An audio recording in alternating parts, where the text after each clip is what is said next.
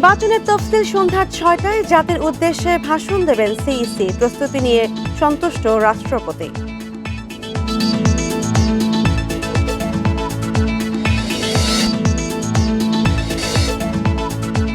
পদত্যাগ করলেন উপদেষ্টা আসিফ ও মাহফুজ। তফসিলের পর কার্যকর নির্বাচনের লড়াইয়ের ঘোষণা।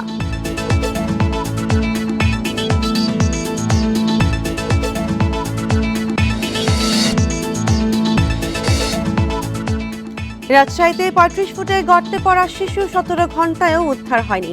এখনও জীবিত থাকার আশা।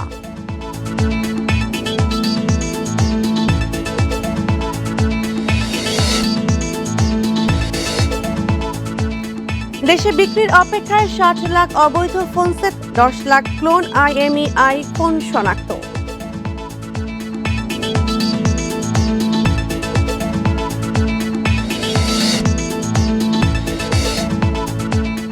সরকারি ধান ক্রয়ের সুবিধার চেয়ে ভোগান্তি বেশি, লাভবান মধ্যস্বত্বভোগীরা। পরিবর্তন চায় কৃষকরা।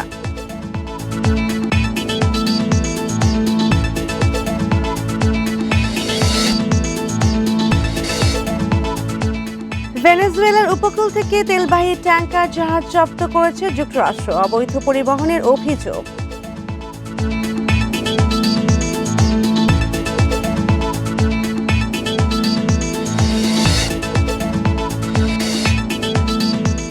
চ্যাম্পিয়ন্স লিগে ম্যানচেস্টার সিটির কাছে হারল রিয়াল মাদ্রিদ, ক্লাব ব্রুগাকে হারালো আর্সেনাল।